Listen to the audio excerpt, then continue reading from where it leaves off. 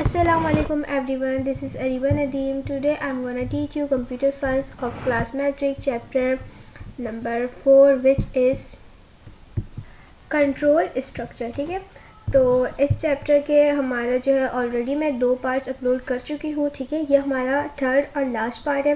तो अगर आपने प्रीवियस पार्ट नहीं देखा और अगर आपको वो चीज़ समझ नहीं आई तो लाजमी देखें ताकि आप लोग को पीछे वाले जो टॉपिक्स है वो इजीली क्लियर हो जाए. ठीक है, तो आज का जो हमारा टॉपिक है वो है जंप स्टेटमेंट्स. ठीक है, तो सबसे पहले जो है जंप स्टेटमेंट एक किस्म की कंट्रोल स्ट्रक्चर होती है प्रोग्राम के अंदर. ठीक है, जो हमें ये अलाउ करती है कि हम अपना प्रोग्राम के जो कंट्रोल है ना वो एक पार्ट से यानी कि एक कोड से दूसरे कोड तक ले जाए. ठीक है, जंप के नाम से मतलब समझ आ रहा है कि जंप का मतलब होता है छलांग लगाना. ठीक है, अगेन मैं बता देती हूँ. जंप स्टेटमेंट जो होता है देखिए जंप स्टेटमेंट जो है एक कंट्रोल स्ट्रक्चर होता है हमारे प्रोग्रामिंग के अंदर. ठीक है, जो हमें अलाउ करता है कि हम अपने जो है प्रोग्राम का यानी कि जो कोड होता है या जो भी कंट्रोल होता है उसको एक पार्ट से किसी दूसरे पार्ट में ले जाए. ठीक है, तो इसको हम कहते हैं जंप स्टेटमेंट्स. ओके, तो उसके बाद हमारे पास C++ में ये 5 जंप स्टेटमेंट यूज़ हो रहे होते हैं. सबसे पहला ब्रेक, दूसरा कंटिन्यू, फिर गो टू, रिटर्न, फिर आता है एग्जिट. ओके, तो ब्रेक स्टेटमेंट होता क्या है कि मिसाल के तौर पर देखें ये एक स्टेटमेंट है जो कि लूप को स्टार्टिंग में ही रोक देता है और नेक्स्ट पार्ट से कोड के नेक्स्ट पार्ट में चल जाता है. मैं क्लियरली समझाती हूँ ताकि क्लियर हो जाए बात. देखें, ब्रेक स्टेटमेंट हमारे पास वो स्टेटमेंट होता है जो हमारे लूप को बहुत जल्दी रोक लेता है. ठीक है, यानी कि कोड होने से रोक लेता है और फिर उसको नेक्स्ट पार्ट मतलब कि कोड के नेक्स्ट पार्ट में ले जाता है. ठीक है, बात क्लियर है. तो इसको हम कहते हैं ब्रेक स्टेटमेंट. उसके बाद यहाँ पर हमारे पास प्रोग्राम नंबर 10 है जिसमें ब्रेक स्टेटमेंट का यूज़ करके हमें एक प्रोग्राम करवाया गया है. तो हम इसको करते ताकि हमें बात और अच्छे से समझ आ जाए. ठीक है, तो ये हमने थोड़ा सा मैं कर लिया थोड़ा सा ताकि फिर वीडियो ज़्यादा लॉन्ग हो जाती है. ठीक है, तो आगे कर लेती हूँ.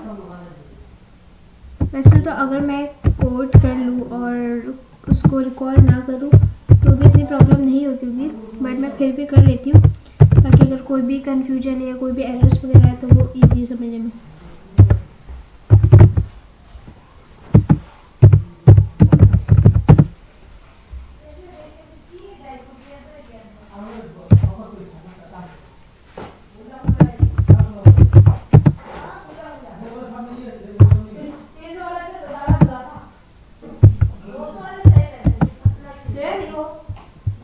ठीक है, तो ये हमने कोड कर लिया.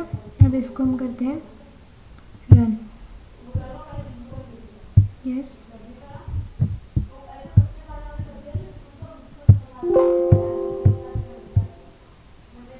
ठीक है. यहाँ पर देखिए गलती आई है और वो गलती ओके हो गया. अब दोबारा करते हैं रन. और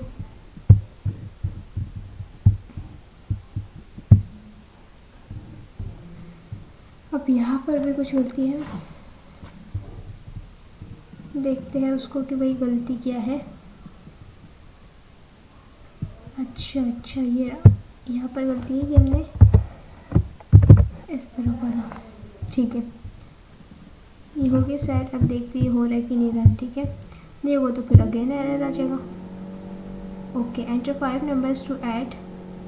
हाँ ना कंपाइल एंड रन किया था मैंने आई गेस. हाँ, enter 5 numbers to add.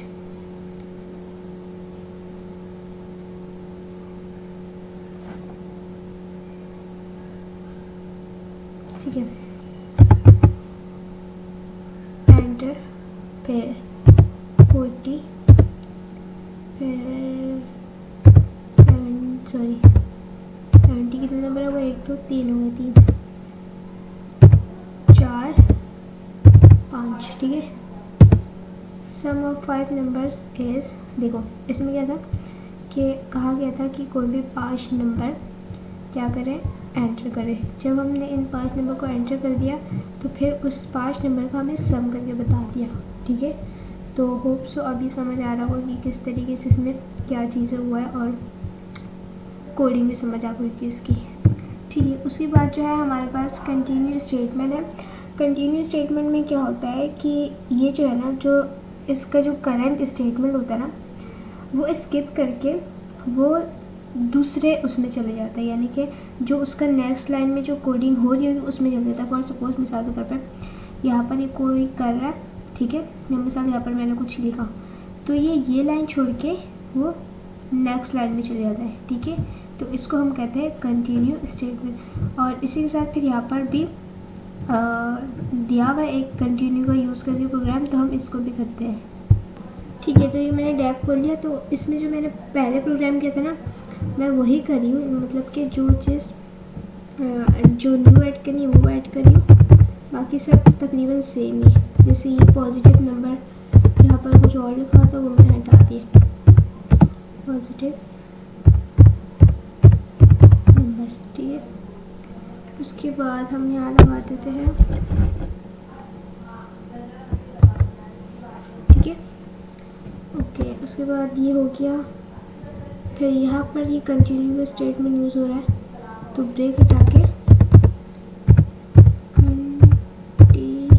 Continue.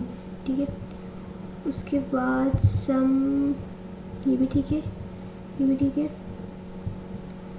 Some of ये रहा, बस जस्ट ये थोड़ा इसका डिफरेंट है।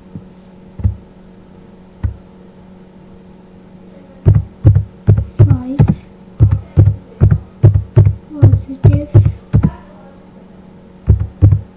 नंबर्स, ठीक है, वे पॉजिटिव नंबर्स, बाकी सब वैसे ही जो अब इसको हम करते हैं रन।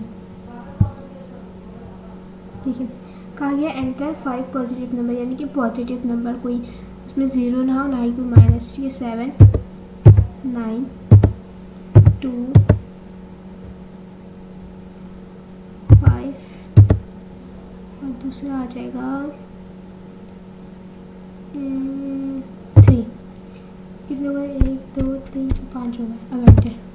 ठीक है, तो हमने 5 पॉजिटिव नंबर दिए, जब लिखे एंटर किया, उसके बाद उस 5 पॉजिटिव नंबर का क्या गया हमारे पास सम, और इसमें करना ही हमें ये काम था। ओके, होप सो कि अब क्लियर हो गया। ओके, उसके बाद जो स्टेटमेंट है वो है हमारे पास गो टू स्टेटमेंट। ठीक है, तो ये स्टेटमेंट जो है ना हमें अलाउ करता है कि हम जंप करके किसी भी स्पेसिफिक पार्ट की तरफ चले जाएं। ठीक है, और वहाँ से कंटिन्यू करें। मिसाल के तौर पर मैं चाह रही हूँ, यहाँ मैं लिख रही हूँ कुछ और ना, अब मैं ना सेकंड थर्ड लाइन छोड़ के फोर्थ में जाके वहाँ से मैं वही लाइन कंटिन्यू करूँ। ठीक है, तो उस जगह में मैं क्या लिखूँगी, गो टू स्टेटमेंट। ठीक है, ओके,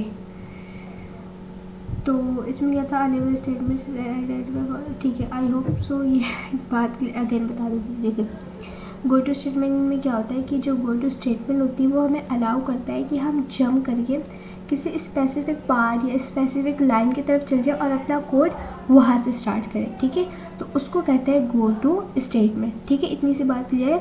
अब जो है, ठीक है, तो अब इसका जो है यहाँ पर ये कोड दिया हुआ है एग्जाम्पल में, ये देखते करके। ओके,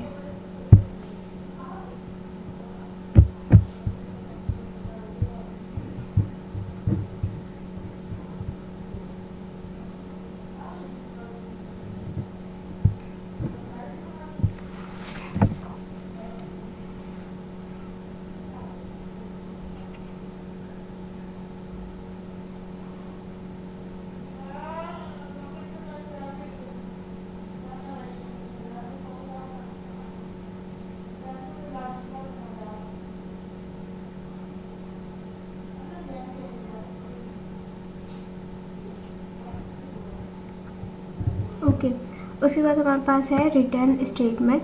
तो रिटर्न स्टेटमेंट क्या होता है कि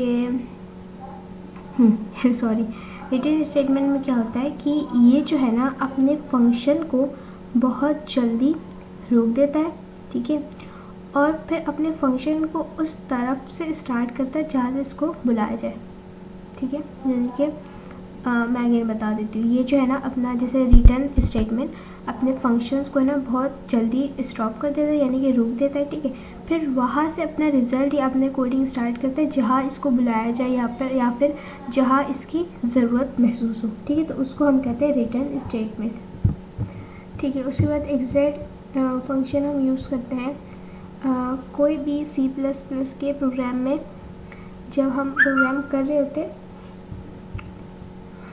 देखिए मैं बताती हूँ। देखिए एग्जैक्ट फंक्शन जो है ना इस्तेमाल होता है C++ के प्रोग्राम में टर्मिनेट करने के लिए या फिर किसी प्रोग्राम को क्लोज करने के लिए जब भी वो एग्जीक्यूट होता है। यानी कि आपको याद है सेमीकोलन हम क्यों यूज़ करते थे? जब हमें ये शो कराना था कि यहाँ तक ही इसका सी आउट है। ठीक है, तो इसी तरह एग्जैक्ट फंक्शन का भी सिमिलर वैसे ही काम है कि ये भी जो है ना किसी भी प्रोग्राम को क्लोज करने के लिए हम यूज़ कर रहे थे। ठीक है, तो ये हमारा लास्ट टॉपिक था। तो आई होप सो आपको समझ आ गई होगी और फिर हम मिलते हैं इंशाल्लाह नेक्स्ट चैप्टर में।